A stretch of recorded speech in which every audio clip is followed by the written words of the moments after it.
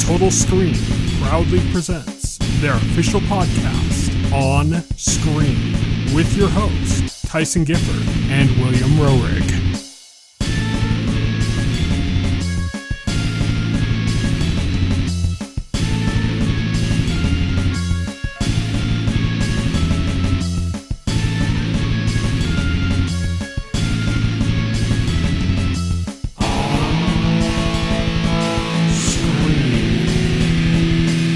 Hello, everybody, and welcome to OnScreen, the official podcast of the Total Screen. My name is Tyson. My name is Will. And today we are going to be talking about Fallout. We also have quite a bit of news, not just trailers. We've just our news segment's been mostly trailers for a while, but we actually have quite a bit of news besides the trailers as well, and some trailers to discuss before that. And we also have a longer On the Horizon segment just because we are recording this a week later. I had to take last week off. Just too busy. I had too many appointments and other things. And we ended up having to delay it to this week, and because of that, we have a longer On the Horizon segment to cover all the stuff we missed from last week. So let's get started there with our On the Horizon segment.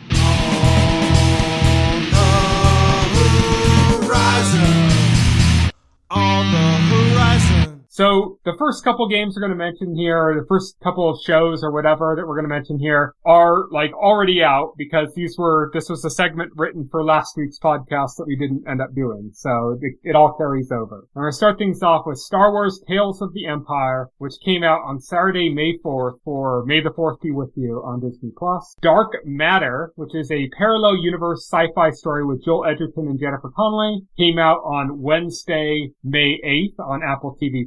Reginald the Vampire also came out on Wednesday, May 8th on SyFy. Blood of Zeus is coming out on Thursday, May 9th on Netflix. This is the second season for it. I think it's the same animators that do the Castlevania series, actually. Yeah, I believe you're right.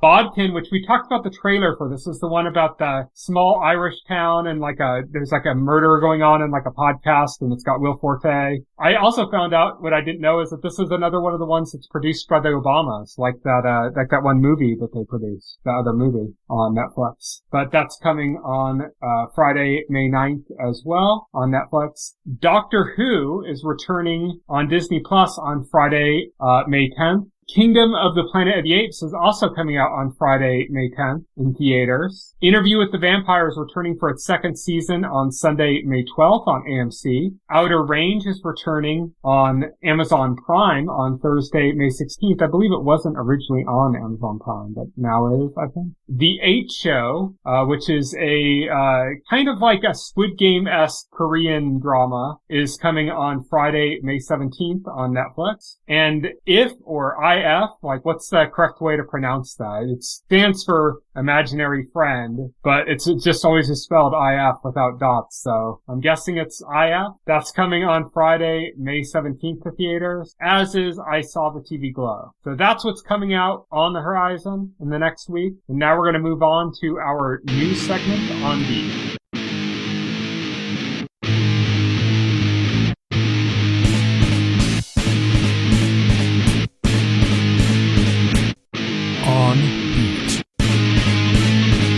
On Beat is our news segment. We're going to start off with a few news stories, move on to some trailers. But starting with the news, A24 has halted development of the Bryan Fuller-led Friday the 13th series Crystal Lake. It looks like it's probably going to continue, but now without Bryan Fuller. So they're kind of reworking it a little bit. There isn't a lot of information about why this is the case. Yeah, I don't know, it just seems to have a lot with Bryan Fuller where he leaves projects a lot. Yeah, but this is going to continue. As you mentioned before, I've lost all interest in it now. My only interest in it was Bryan Fuller's involvement, and without Bryan Fuller, I'm just kind of not. Oh yeah, because it's kind of my thinking was, okay, this is a Friday the 13th prequel. Who cares about prequel? What's interesting in the backstory of Friday the 13th or Crystal Lake? That franchise is about Jason Voorhees, and not Jason Voorhees as a kid. It's Jason Voorhees is killing people. That's the franchise. I know it was the same thing with Hannibal for me.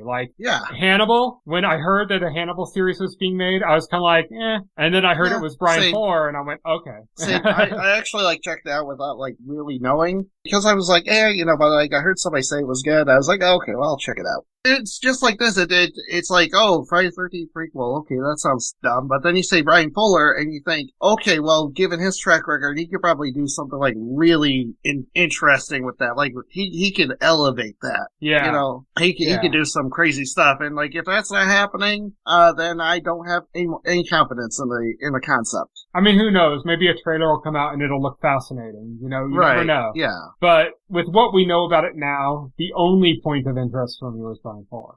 Him not being involved just absolutely. Stripped away Like all Bryan Fuller, like you could have the worst idea in the world. You could have I don't know, you could an origin story for My Little Pony. They could announce Fat Albert's being remade as a hentai. And it's like, oh, that's terrible. But Bryan Fuller is writing, producing, and directing every episode. Then I'm like, oh crap, yeah, I'm 100% on board. I want to see that. You know, it's the important of people. Like that's right. That's what really matters. Like I'm usually not interested in like a concept unless it's the people I'm interested in. So like when I hear like Bryan Fuller is involved in something, or if I hear Damon Lindelof is involved in something, or if I hear that Vince Gilligan is involved in something, I'm like immediately in, you know, immediately. Oh, yeah, absolutely. Because, you know, they're going to turn into something interesting. Yeah, exactly. Our next news story is that a new iteration of The Office has been picked up by Peacock. This is not going to be like a remake of it. It's going to be kind of set in the same universe. And I mentioned this to you before when we were talking about it. What's kind of interesting is the way that they've handled the international release of The Office is that in every time they open up in I think there was an office in India, and there's an office in Egypt or something. There's anytime they make a new version of The Office, it's not like a remake. It's like the same general concept. It's still The Office. It's still about a paper company. To be honest, I'm looking at this I think it's a perfectly fine setup for a comedy. I think you could get a lot of mileage out of this. It's about, well, this one it's set at a dying Midwestern newspaper. Midwestern newspaper, and they're and the publisher has taken to convincing people to be volunteer reporters apparently. And I think that there's a lot of comedic potential in that. My problem with calling it The Office is okay, but that's just branding at this point.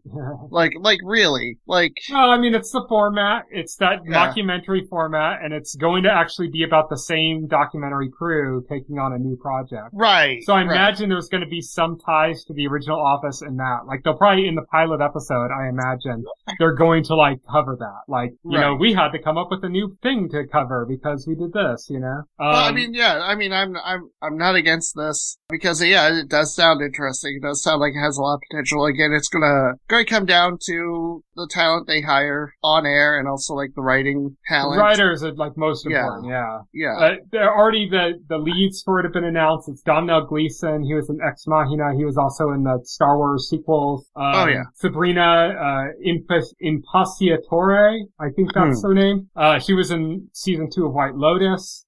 She's going to be in it. I'm more knowledgeable about Domhnall Gleeson than anybody else. He's a really good actor, so he's not really a comedy actor. I mean, he's done comedies, but that's not really what he's known for. So, but I mean, there's a bunch of people in The Office that were like that, you know? Right. So yeah, I mean, I think the right way to do this would be kind of almost more taking influence from Parks and Recreation, especially with the whole getting volunteer reporters instead of paid reporters. Because I think a big part of The Office was that almost nobody actually liked their job. They were just kind of doing it, and that wouldn't make sense for the same kind of thing with volunteer reporters. But and if you look at something like Parks and Recreation, you can have a character like Leslie Knope who's obsessed with her job, you know, and is overly excited and thinks it's much more important than it actually is. And I think that kind of earnest characterization is what could make this work. Plus there's all this being about journalism and reporting, there's all kinds of situations you can put them in, weird news stories.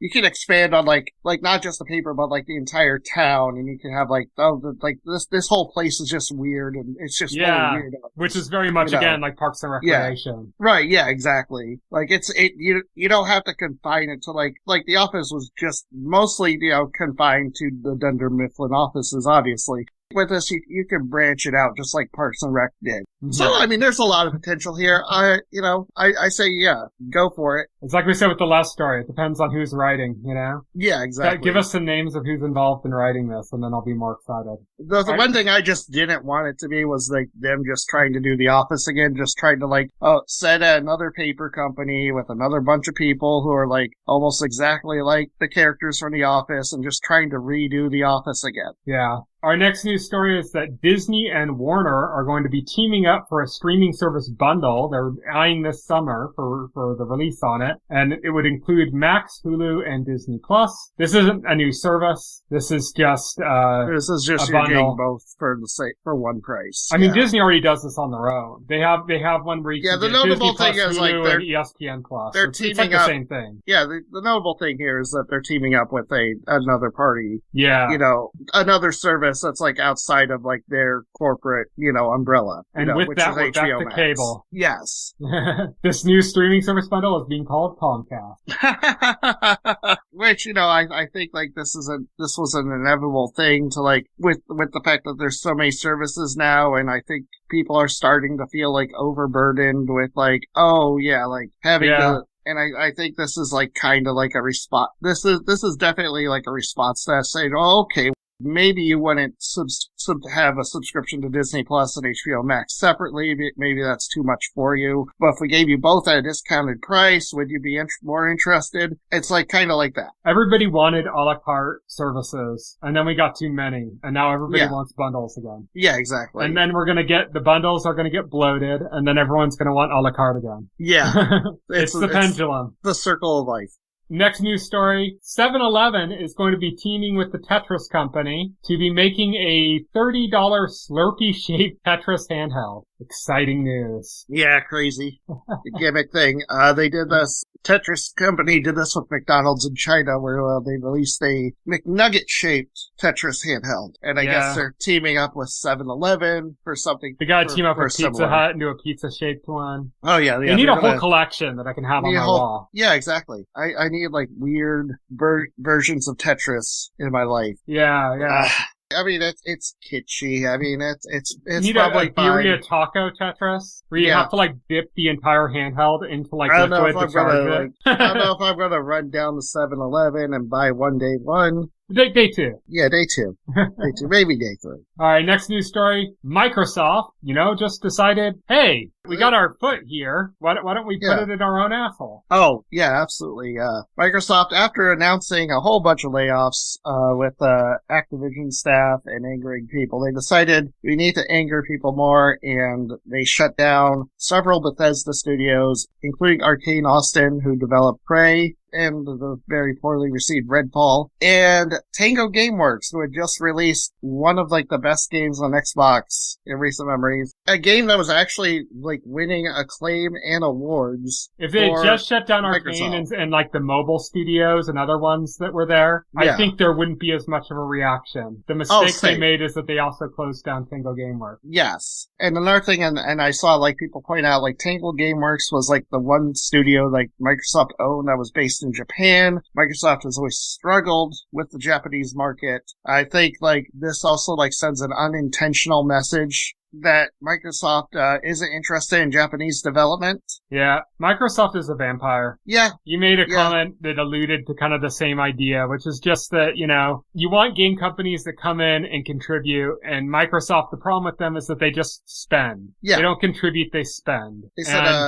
so they'll buy up studios, and it's like, at first everything's working out great, and they're up in the production level of the studio. Studio does something wrong, they start closing those studios, and those studios would have been perfectly fine on their own. Yes. If Microsoft hadn't got involved, Microsoft got involved, and now we have less good game studios than we did before they got involved. And that's what Microsoft does. That's unfortunate for the game industry. Yeah, unfortunate. and I saw like apparently the rationale executives were giving to employees internally was that they were saying like, oh, we had too many studios, and we would have to invest more resources into it. Then you sell them, you don't shutter them. Yeah, and the thing was, like you said, it was like spreading peanut butter on bread. It just was spread too thin, and it's like, well, why did you go on this like buying spree? Yeah, they should have sold them instead of closing them. Yeah, so I saw like literally the reason they shut down Tango Gameworks is because they pitched doing Hi-Fi Rush 2, and Microsoft's executive said,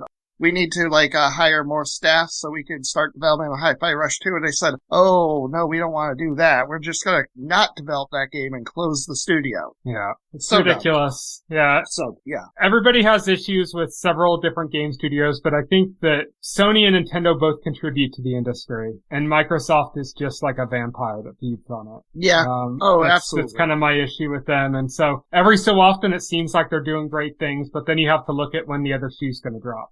Like everybody was like, oh, Game Pass is so much better than what they're going to do with Game Pass is doing so much better than Stadia and the other streaming services ones that are starting up and trying to do stuff. And it's like, yeah, but they're undercutting them. That's why it's a better service, is because they're undercutting them. And the second that doesn't perform well, they just close all that shit down. Yeah, exactly. And then in the meantime, all those other competition got slaughtered because of that. And now they're gone too. So then we just have less games being made. Yeah, exactly. It's just really unfortunate. It's a hindrance to the industry as a whole, I think. Yeah, it doesn't contribute at all. Yeah. But on the same day that Microsoft announced this, another video game company made a much more exciting announcement. Nintendo announced an announcement of the Switch 2. Yep. An announcement of an announcement. Yeah, they announced that they are going to finally make a formal reveal of the Switch 2 within this fiscal year. So anytime from now to the end of March. Yeah. I think it will be before the end of this real year, or at the latest January, because I think I have a feeling March is going to be when we're actually going to have a Switch 2 in our hands. I agree. You want to hear my prediction? Yeah. Here's my time frame prediction. And some people disagree with me on this because they think it's too short of a time frame, but I think it would be the smart way to do it. I think Nintendo is going to do a teaser. It's not going to be a concept teaser like the way the original Switch is now, because it's pretty much the same thing.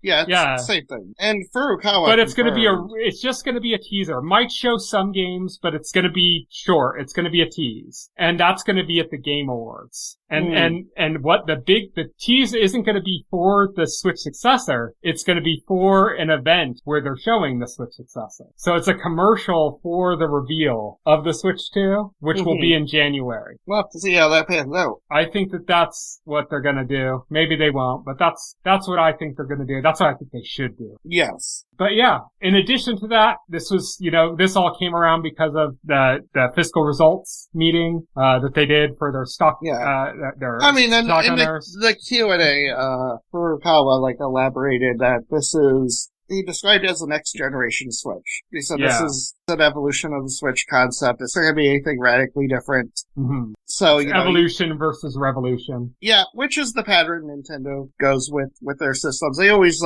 release cadence of revolution, evolution, revolution, evolution. They've done that since the NES, which was a revolution. Well, you could argue that the Wii U was another revolution. Wii U was the evolution. Poorly calculated. And the Switch is kind of an evolution of the revolution of the Wii U, because it's kind of it's like the Breaking Bad thing, it's a half take measures on the and full measures. It's interesting that you bring this up, because in the Q&A itself, the investor was asking the question, and the investor did bring up that when Nintendo announced the Wii U, they called it the next generation Wii, and when they announced the Switch, they didn't refer to the Switch as next generation Wii U, they referred to it as a brand new concept console. And that was the crux of the question was, okay, is this a Wii U where, is this going to be you've described the Wii U as the next generation Wii, and you've described the Switch as a brand new concept console. Is the Switch 2 an evolution of Switch, or is it a brand new concept? And that's when Furukawa answered, it's an iteration on the Switch. Yeah, I think that the way I always look at the Wii U and the Switch is that the Wii U is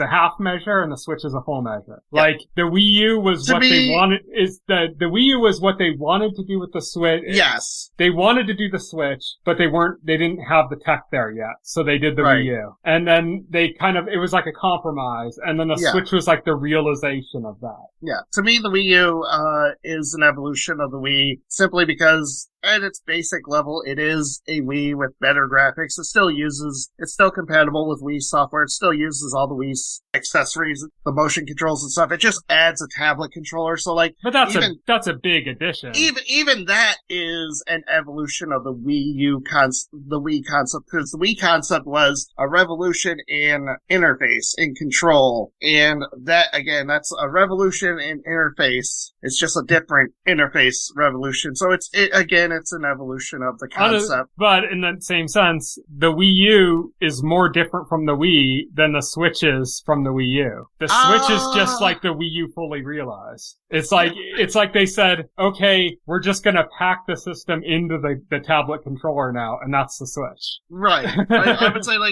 would say the Switch is more different than the Wii U and stuff, because the Wii U is not a true revolution. The Switch is a revolution in the fact that it was able to it's a full step. It's a full step instead of a half step. The Switch is a revolution in the fact that they were able to successfully combine a home console and a handheld in one unit, which the Wii U did not do. But that was the same concept as the Wii U. It was just a compromised concept. Right. But that's the difference, that what makes Wii U not a revolution and the Switch a revolution, because the Switch did manage to do that.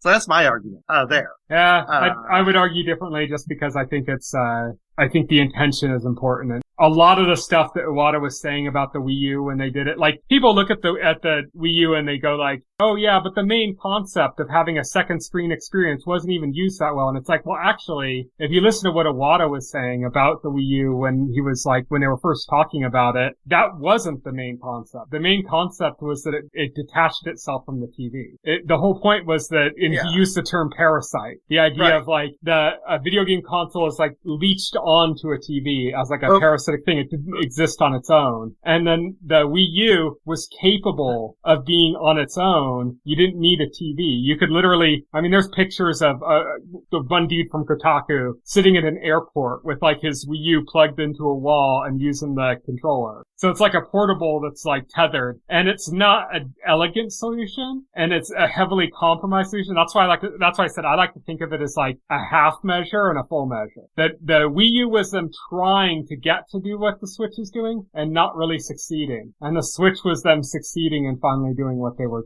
trying to do before. Right. We're just going to have to agree to disagree there, because I do think the Wii U does follow the pattern of evolution more closely than that. Again, that's the only point where it's debatable, in my opinion, because I think everything else is pretty clear cut. That's the concept, so. The concept was initially, let's make a more powerful Wii, but that's not enough. We need something else to differentiate it. Tablet controller. I get what they were going for. It just doesn't get there, and it's still at its core. It's a Wii. It's a Wii at its core. I still say it was a revolutionary step that failed. It was a failed step. It was they tried to take a revolutionary step and they sprained their ankle. I can't like even with like the similar. I can't call Switch a Wii U because like it's similar, but it's got a completely different architecture. It's using NVIDIA technology. It's not backwards compatible with the Wii U in any way. You can't use Wii U accessories with it. But in that sense, the SNES is completely different from the NES. Well, it's an evolution.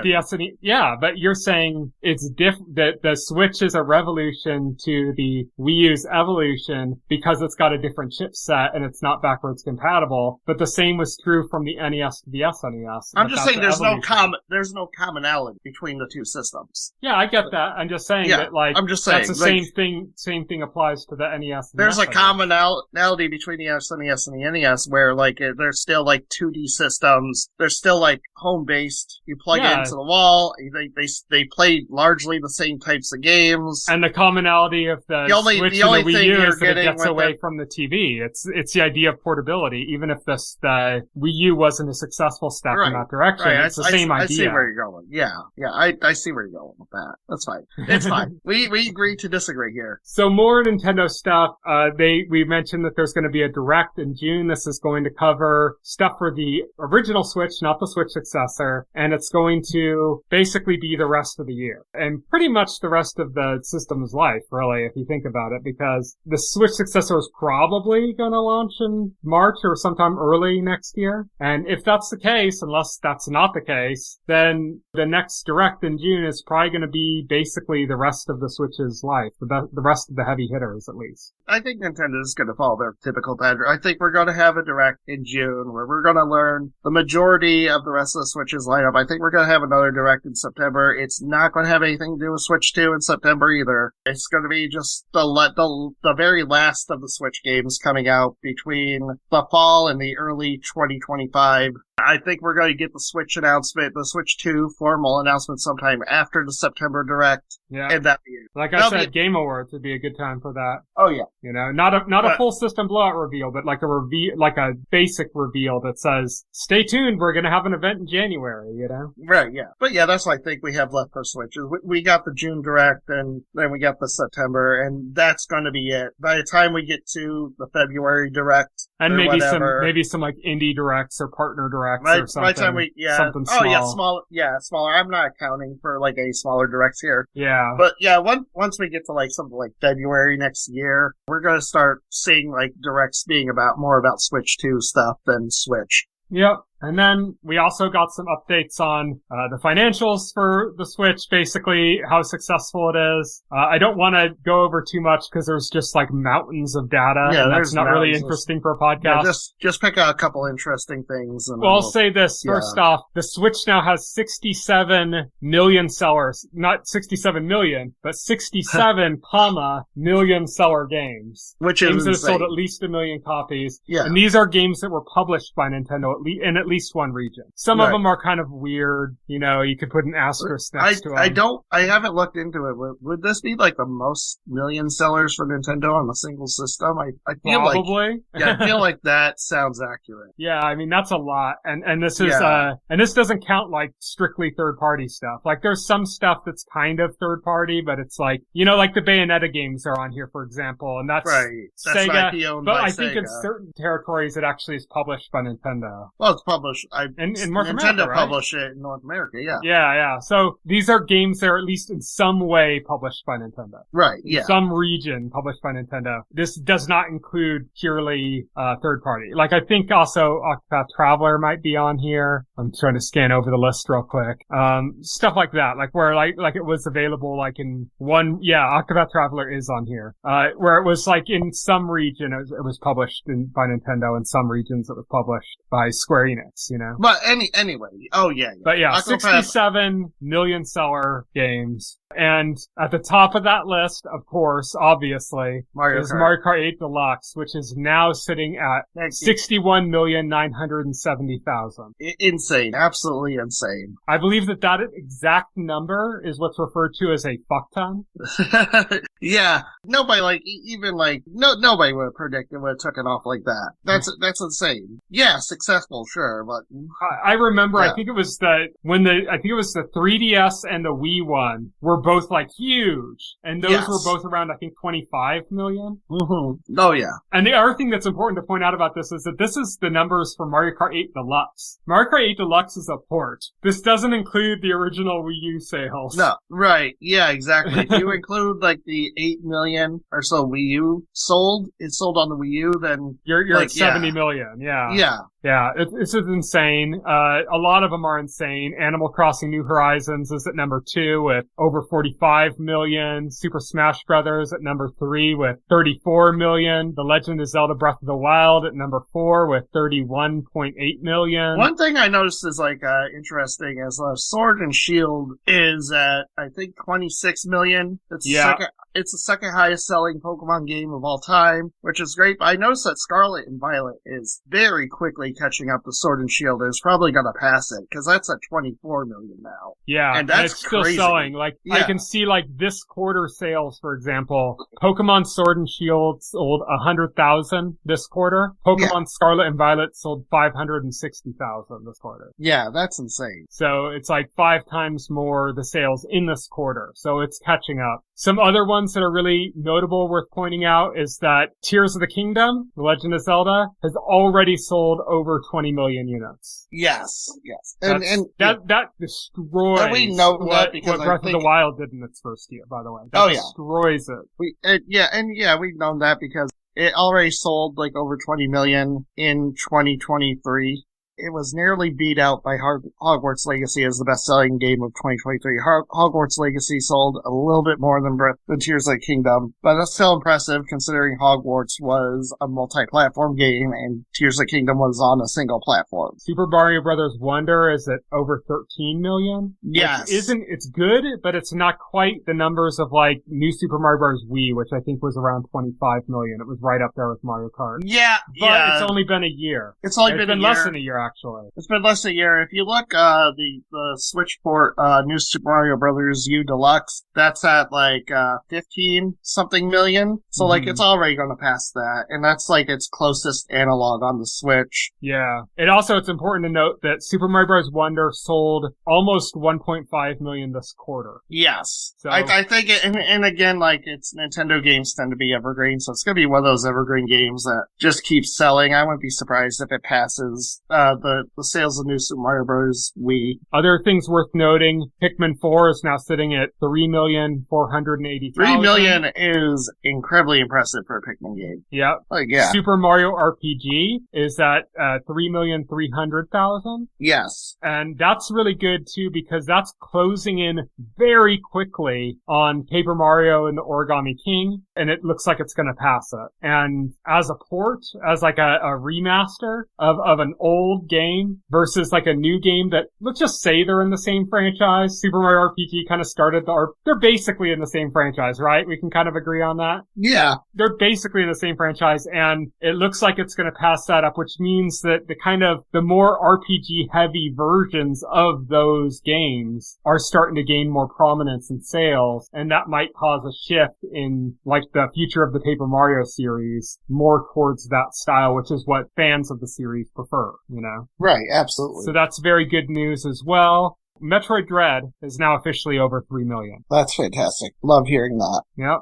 So yeah, that's just a ton of huge selling games. There was also something I think you pointed out to me that, I did. or somebody else did, where it said, that the Switch era, for Nintendo has generated more profit than the entire stretch before that of Nintendo's video game history. Yes. So from like Nintendo first doing the NES, or even before that, Nintendo from the NES to the Wii U. To the Wii U made less money than they did during just the Switch era. Yes. Which is it's insane. Nintendo longest console era, but it's not that long, you know? Right, yeah, exactly. It's not that long, yeah. And I heard that even holds up adjusted for inflation, too. Yeah, crazy, but I mean, that's how successful it's been. Yeah. So, yeah, good news for Nintendo, and hopefully they have a good console launch this time.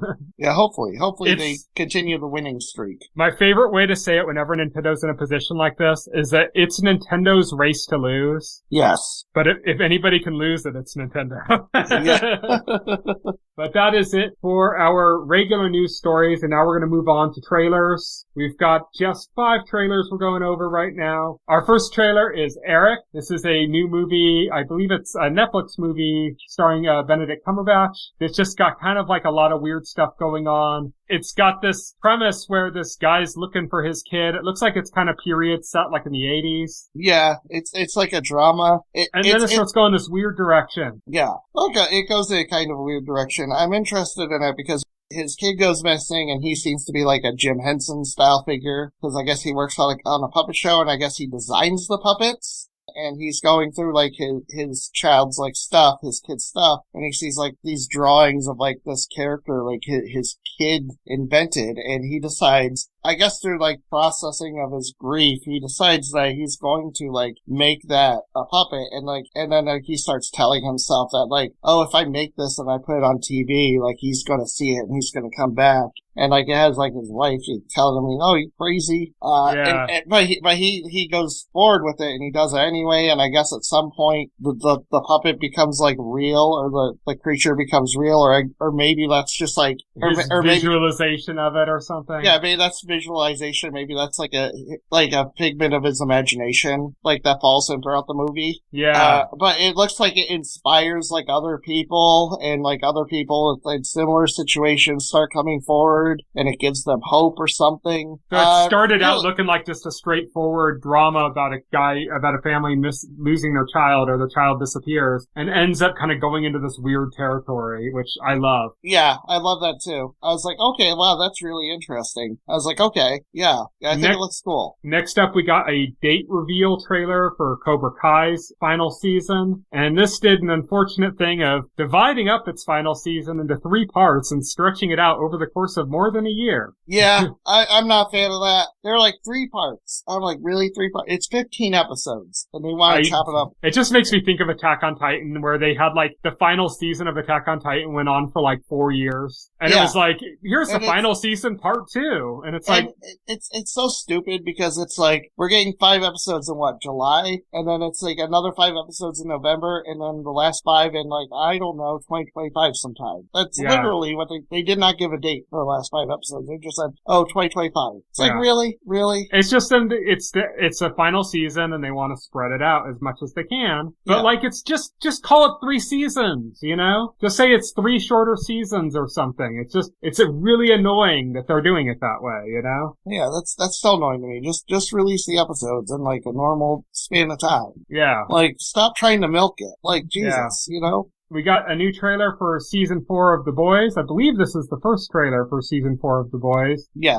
This is the first thing we've seen in that universe since Gen V, which had plot threads that are carrying over into this trailer, which is why we weren't able to get anything specific for this season of The Boys yet, is because there's some plot threads that are carrying over from Gen V into The Boys. And yeah, looks good. Looks like The Boys. Nothing really is shocking me, but I'm always up for The Boys. I feel like every time a new season's kind of on the way, I'm kind of a little bit down on it, and then by the time I'm watching it, I'm enjoying it, so. Right. Oh, yeah. That's The Boys. Oh, yeah. Like, I wasn't, like, in love with season 3 of The Boys. Like, I thought it had some issues, but I do like what I'm seeing with this trailer. It does, well, one of my big problems is, like, it always seems like it's just spinning its wheels and repeating, like, the same beats over again. Yeah, very much so. Watch this trailer. It does seem like there's finally going to be some forward momentum in the plot. There is some kind of escalation going on. Like, yes. You know, like the way the last season ended with just kind of Homelander popping that guy's head in public, you know? And like, in public, and now they're like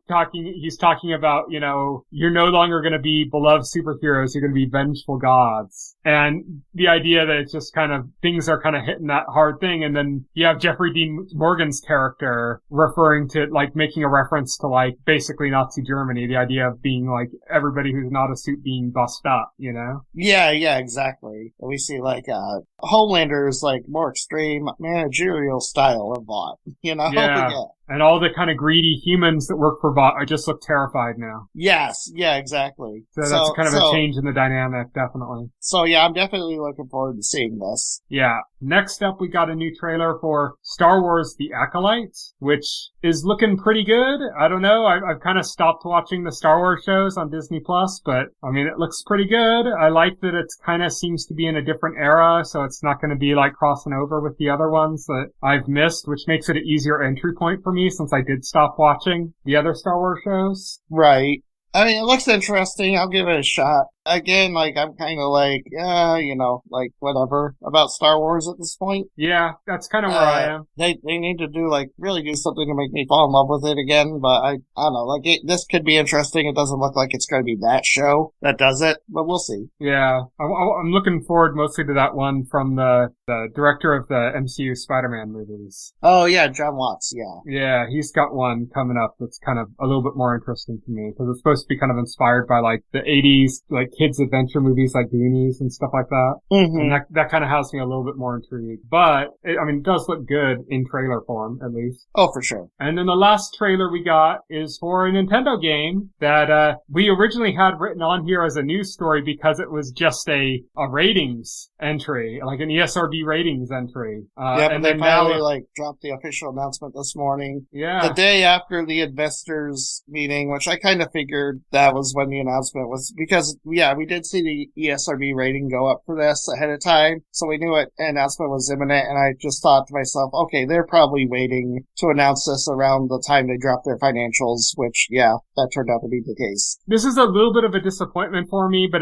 it's my own desires that got in the way that made this disappointing for me, which is just that when we first saw the information about this game, which is, by the way, Nintendo World Championships NES Edition, when we first got the announcement for it from the ESRB listing, it looked a lot like NES Remix. Yeah. And I was like, okay, so they're basically like rebranding NES Remix. That's cool. Yeah, it did sound like, when I saw the title, my first thought was, were they just like dropping the ROM from the NES World Championships cart onto Nintendo Switch Online? I'm like, okay, neat, I guess. But reading the description though, yeah, it sounded like something a lot more. Yeah. And then even when this trailer started up, I started having a different idea of what this is that also excited me, which is, do you know that one Atari game that came out a few years ago that like everybody is obsessed with? It's basically like a documentary that's like playable. Oh, yeah, the Atari 50, which has like a collection of a bunch of Atari games, plus documentary features. When this trailer started up, I started getting vibes of that. And I'm like, oh, is this going to be like Nintendo's kind of answer to that? That's interesting. Yeah. And I started getting kind of a little excited in that way. But then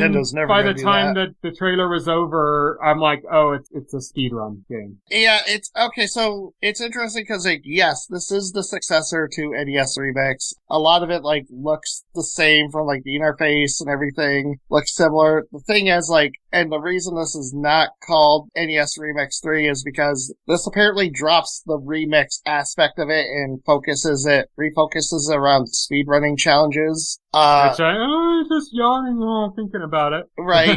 which is for me, yeah, kind of disappointing, because like I loved like the weirdness of like NES Remix and like kind of like... We're Nintendo fans, of course we love the weird. Yes. And I did want like another NES Remix for this. I still think this is going to be fun. I still think there's value in this. I just like, I'm like, oh, come on, that's it. I couldn't help but feel that. Yeah. And I don't know. I'm so positive on it, but it's like I did want this to be more than it is. But yeah, this is the continuation of the NES Remix, apparently. Yeah, pretty much. And this is also NES filler Remix because minus the like, remix, which was the most exciting part of that game. This is also filler because this is the last full year of the Switch's life, and so this is just to pad out the lineup until we get a new console with bigger games. Yeah.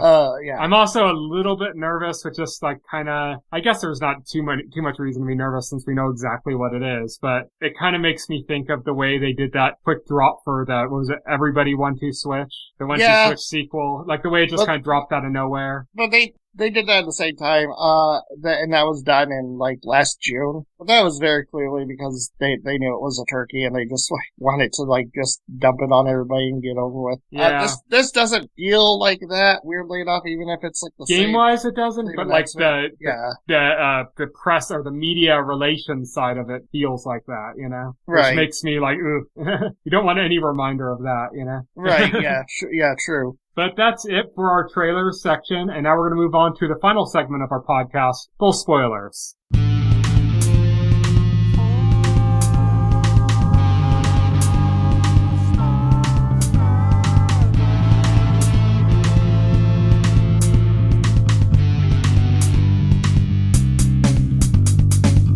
This week we are talking about the entirety of Season 1 of Fallout. So, are you a Fallout player? I know you're a Bethesda player. Were you particularly into Fallout? What is your Fallout experience? Tell me your Fallout experience. Well, I played Fallout 3. I played Fallout New Vegas. I still have yet to play Fallout 4. But that's about it. Did you play the best game in the series, Fallout 76? No. I'm kind of, it's funny because, like, it's an online game and I'm kind of like, oh, man. But I also, like, I've been hearing, like, oh, they really, like, it wasn't in a good place when it launched. It did sound interesting, but apparently they made a lot of improvements. I do actually have a copy of that on PC I got free. And I'm kind of thinking, like, I'm kind of considering maybe jumping into it. I don't know. I'm not, like, big into online games, but, like, New Vegas in particular is brilliant.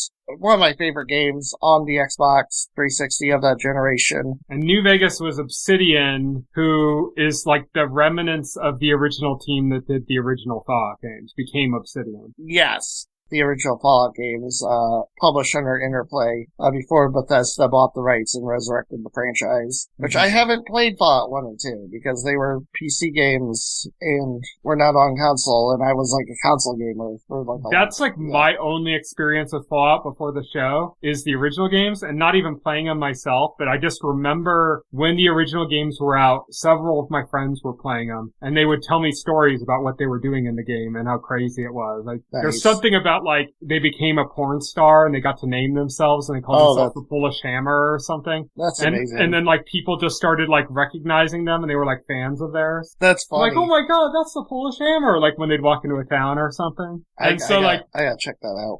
That's like my experience with Fallout is like my friends talking about that stuff. Right. Also, I think Fallout has a very interesting world, has very interesting lore. It's got that aesthetic, that retro futurism aesthetic. Oh, it's just like a really cool, and they do it very, very well. One of the things I love about Fallout, like, it's set in a world that's very clearly not our world, right? Because like it's the past, or like when the Great War happens, it's like in a future where like it's a future that seems to like be eternally stuck in the 1950s, except technology obviously progressed, but like everything had like a 1950s aesthetic to it. Yeah, it's kind of like Battlestar Galactica. Like Battlestar Galactica did the same kind of thing where they basically said, let's envision this world as if a lot of the technology didn't develop as well as it did in our reality, but they were really focused on like, like space travel and stuff. So that technology is like light years ahead of where our technology is. But like in other things, it almost looks kind of retro. Like right. It looks behind the curve. And that's kind of the same thing with Fallout in that,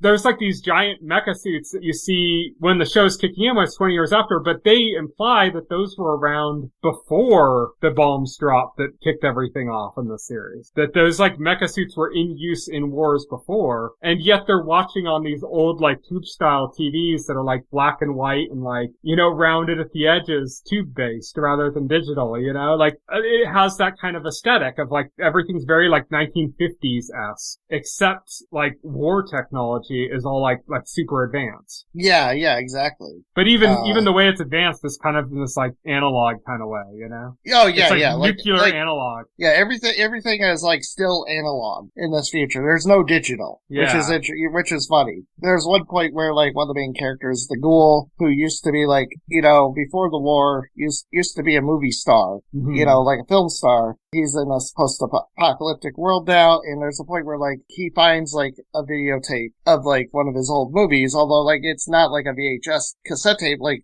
we know it. It's like this weird looking thing, like I can't describe it, but it just looks like alien, It's not it's not a DVD, it's not a disc, it's not anything digital, it's tape, it's just like that's the world. Yeah. Even though like that movie, like in the universe, that movie would have been made in a year that's like far, that movie was like, film was made in a year that's far like past like our own year in real life. It's still like using analog tape technology. It's basically like the aesthetic of the 50s lasted for like 100 years. Yes. And in that time, everything still kind of had that 50s theme. The music was very, all in that kind of style. The kind of like nuclear family, all that stuff was what was in place. And then they developed terrifying weapons of war and things like that, in that way. And were built these massive, like, shelters, bunkers and stuff and vaults. But, like, everything aesthetically is still 1950s. Oh, yeah, for sure. Yeah, so I love that as an aesthetic, as a concept. Mm-hmm.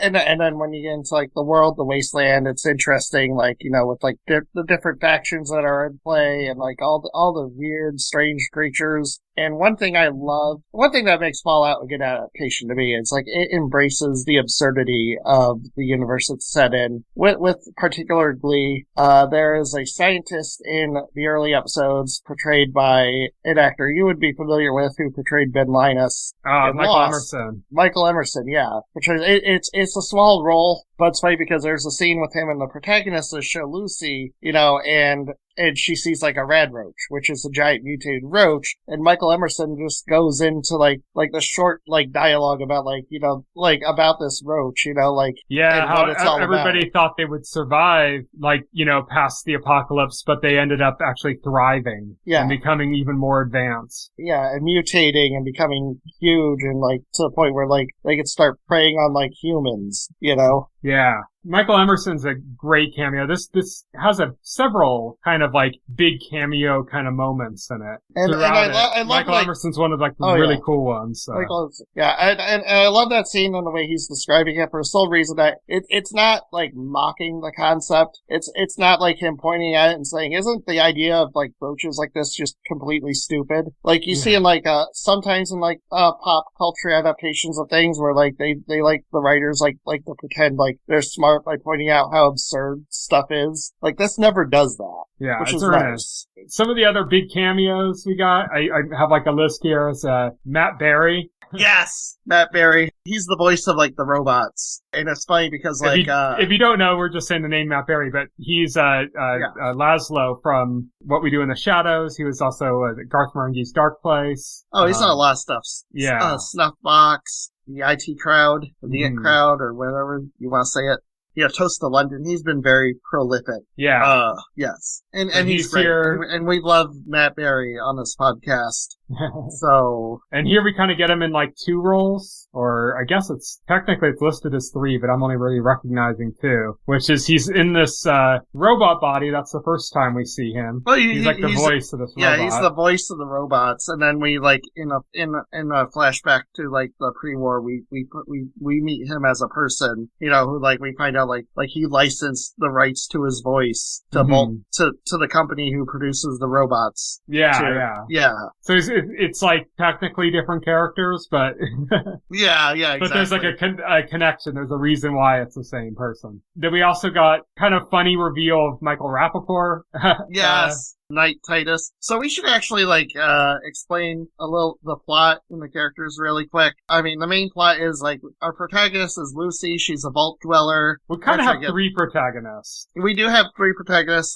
Lucy's the main protagonist. Just start with her, and that's where the story starts. She's a vault dweller, and to quickly explain that, the vaults were built by a company named Vault Tech. They're for very wealthy people to survive the apocalypse. And the people in them are very sheltered, like literally and figuratively sheltered. And, they very much, you know, they're the kind of people that would say darn it instead of damn it. Yeah, damn it. Because there's no reason to use foul language, you know, that kind of person. Yeah, they live, pretty comfortable lives in those vaults. Yeah. Let's say, you know, like free of like any real worry. Yeah. Except the deep concerns of succumbing to incest. Yeah, right. Yeah, exactly. In Lucy's case, raiders have infiltrated the vaults, and they inadvertently let them into her vault. They cause chaos and death, and they end up kidnapping her father, and that leads her out of the vaults onto a quest to rescue her father. I should stop right there. We should point out, just for anybody who doesn't have experience with Fallout and stuff, which we should assume, every Fallout game starts with a vault dweller, basically getting introduced into the outside world. So this is like a tradition with it. It's also important to note that this is not an adaptation of any Fallout game. This is actually like a unique piece within the canon of Fallout. Yeah, they were very clear. This exists within the canon of games. So everything that happens in the show is canon. And so far, like Todd Howard released the timeline, this is the furthest in the timeline for Fallout, because the last game they released, New Vegas. Is it simultaneously the earliest because of the flashback stuff? Well, the flashback stuff would be the earliest stuff, yeah. But like, as far as like when we're in the present and following Lucy, like that everything in the present takes place after the last game that came out, which is New Vegas. Yeah, I'm just thinking it's kind of like, Better Call Saul. Yes. And the way that Better Call Saul kind of straddled, you know, both before Breaking Bad and after Breaking Bad, you know? And this kind of does this in a sense as well. Because you get the earliest parts that are earlier than any of the Fallout games are in parts of this, and then the majority of it is the furthest along in the series. Right. Right, yeah. The time of the Great War, like, before the bombs drop is the earliest point in the timeline. Mm-hmm. And then, like, everything that happens after the bomb drops, I think they said Fallout 76 is pretty much, like, the earliest in the timeline after the bombs drop. Mm-hmm. And then, the Fallout TV series now is, again, when we're following Lucy, is the newest in the timeline. Yeah, the most recent. Yes. That's kind of our setup for Lucy. We're also introduced to the character of Maximus, also the fake knight Titus, who is a squire that ends up taking over his knight's position. Yeah, so in the Brotherhood of Steel. Maximus is a recruit in the Brotherhood of Steel. So we see him. He's on the lowest rung. He's basically trying to earn a spot as a squire, when we meet him. And the Brotherhood of Steel is like this quasi-religious military faction that sprung up after the war. It's like a military cult. Yes. Yeah, it's a military cult. They're using power armor that they got from the pre-war, which was like developed by the U.S. military pre-war, and now they're co-opting it and using it for like their cult. Their entire cult is based around that power armor and the power like it gives them. Mm-hmm. And basically it's set up as like, you start as a recruit, then you become a squire, and then eventually, if you're good enough, you become a knight. Yeah, but what's not explained to them is that they mostly just die. They mostly just die. The squires are seen as disposable. Yes. And so this is, in Maximus' story in this season, he goes from being on that lowest rung, like he said, as a recruit. He ends up becoming a squire for a knight, and his knight dies. He takes over for his knight. After, like, his friend who did become a squire ends up injured pretty badly. And they start side-eyeing Maximus, and they say, since he can't be a squire, you're going to be a squire. Yeah. And so he becomes the squire, and then very quickly ends his relationship with his knight, ends up not helping him. Well, his knight was, to be fair, his knight was being a real jerk-off to him. A real coward and a jerk. Oh, because they end up, because they're looking for the scientist. The scientist played by Michael Emerson. Yeah. That's Wilzig, that's his name. That's the MacGuffin driving the plot, by the way, for these characters. Is like, they're looking for him, because he has something they want. And in the process, Maximus and Titus come across this cave, and it just happens to be inhabited by a mutated bear. I think it's called a werebear or something like that.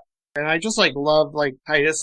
Even though he's the one in the power armor, he's scared shitless. And, he orders Maximus to go and investigate the cave, completely unarmed. And Maximus is understandably I don't know, that's good. Yeah, he's like, you become a knight through acts of bravery. It's like, okay, yeah. Bullshit reasoning. But then, I love it when the bear pops up behind Titus. Yeah, and just, mauls and the he's crap just out of him. He's just like, fuck, and, running away. Yeah, right away. The bear just mauls the crap out of him. And so, it's like he's bleeding out, and he needs, Titus to help him, There's something in this world that's in the games, but also in the show called a stim pack that basically is just instant recovery. Yeah, they heal any wound. It's instant recovery. Yeah, in the game, it's how you recover your health. Again, and they left that very much the same in the show. It's instant recovery. Yeah, it's instant recovery. The show retains a lot of the mechanics of the game too, which is fun to see, in a narrative drama. But yeah, he's begging for these stim packs, which are in his pack, and at the same time, he's just treating Maximus like shit. Telling him how they're gonna crucify him, and he's gonna die because he's a coward, and it's all his fault, and stuff like that. And it's that's probably not a good thing to say to the one person who can save your life. No. And Maximus makes the calculation that, he's just gonna let him die, and he's gonna take the power armor for himself and be a knight, because that's really what he wants to be anyway, at the end of the day. He wants to be a knight of the Brotherhood. He wants to be in that armor. Mm-hmm. And so he chooses that.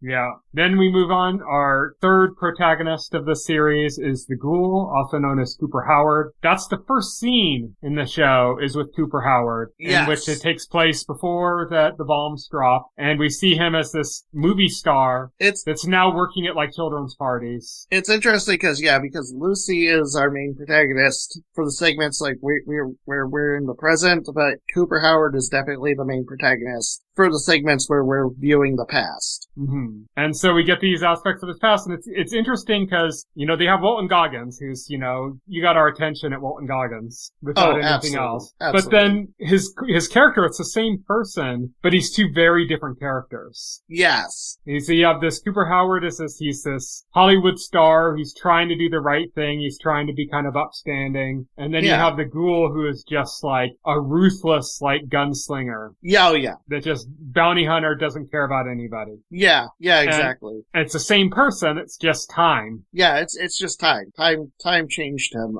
in more ways than one. He's become a creature called a ghoul, which is a ghoul is a person that's basically zombified through radiation. Radiation poisoning has turned him into a zombie, and basically looks like Red Skull from the MCU. Yeah, he looks like Red Skull. And basically how that works is like he's deteriorating. He retains all the functionality of his brain, of his mind, for the short term, as long as he can keep the radiation under control. What happens with ghouls is eventually the radiation eats away at their brain, and they become feral, which is, once they're feral, they lose all control. Then they're just straight up zombies, yeah. Yeah, they're straight up zombies. Feral ghouls will just attack and kill anything they see. And we see that, like, early on, too, when he visits, like, a friend, or like another ghoul that he's like well acquainted with, and we see like that person's already starting to go feral. He's starting to lose it. Yeah. That's our trio of protagonists. And then the story follows them crossing paths. They're all connected to Michael Emerson's character, as like you said, he's like the MacGuffin of the plot. He's the MacGuffin. Yeah, and because Lucy. So we have the different one. Lucy trying to get her dad back. Yes. And the way to get the dad back. And she knows the person who kidnapped her dad and Lucy, because Michael Emerson has fusion energy, right? So infinite energy. Cold fusion thing, like in his head. Yeah, in his head. And that's what everybody's like really after, is the cold fusion. And the woman who kidnapped Lucy's father, which I'm kind of forgetting her name right now. But it's Moldover. Moldover, yeah. So she's after that too. So the reason Lucy wants that is because she figures she can exchange that for her dad. Mm-hmm. The Brotherhood of Steel wants it for obvious reasons. And power, yeah. Yeah, power. And the Ghoul wants it to sell it, so that he can make money and continue to survive as the Ghoul, where he can continue to try to pursue his overall goal, which is to find his family. Yes. And so they're all kind of after this, and their paths kind of crisscross throughout the series. There's times where Lucy's traveling with the Ghoul, and there's times where Lucy's traveling with Maximus. And there's nothing with Maximus and the Ghoul, but like, they're just different, they end up in different places at different times and crossing paths with each other. Right. Oh, absolutely. I don't want to kind of just recap everything that happens. No, I think that's a good place to leave it. I think we've explained it enough to the point where like people have context for the discussion now. I'm just gonna say, it's a good mystery box show. There's a lot of mystery going on. I heard somebody refer to it as kind of like being like our new Lost in a way, because it's a mystery series, And it's very similar to, Jonathan Nolan is doing this, and Jonathan Nolan is producing it, and he produced Westworld, and it kind of has a similar structure to Westworld in the sense that it's kind of looking at all these different pieces and putting them together, and you kind of have these mysteries and these characters that are connected to each other. And it plays with time similarly to, not in the exact same way, but Westworld did a lot playing with time, like different time periods and stuff too. Yes. And so it's doing that as well. So it's kind of got like a little bit of that vibe. It feels like a Jonathan Nolan show in that sense. But tonally, it's very different from something like Westworld. Westworld's more serious, and this is more kind of off the wall, more like dark comedy. Yeah, exactly. A lot of dark comedy elements to this. Again, it's like it's a heightened fantastical world. So it's not going to be like a serious or something. It's not hard science fiction like Westworld is. Yeah, a lot of the humor is just in how naive the Vault Dwellers are, and just like the people in the outside world, like, can you believe these fucking Vault Dwellers? And how quickly like Lucy like loses her innocence out in the real world. Yeah. Okie dokie. Yeah, okie dokie. She keeps saying, like, to the point, like, there's this great thing where when she first comes across Maximus, she knows now she doesn't trust anybody. And there's this great scene where they're crossing this bridge together.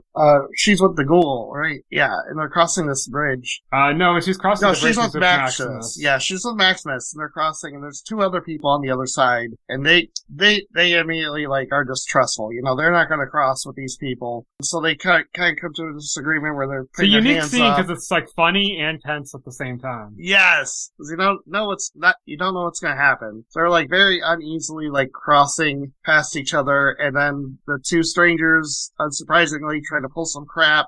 Lucy and Maximus end up taking them out, and Maximus remarks to Lucy that oh yeah, those were cannibals, and Lucy's reaction to that is just funny. It's are you serious? She's just when it can't get, because Lucy at that point she thought she saw all the horrible crap at that point. She's oh, it can't get any worse. So oh yeah, there's cannibals. It just got worse. Yeah. I guess the last thing we should point out is that when the series ends, the season ends, it's a hint at New Vegas. Yes, they focus on New Vegas, so we're going back to New Vegas, which is going to be interesting to see it after the events of Fallout New Vegas. Yeah, and everything that's happened in the 100 years or so since. Right, yeah, exactly.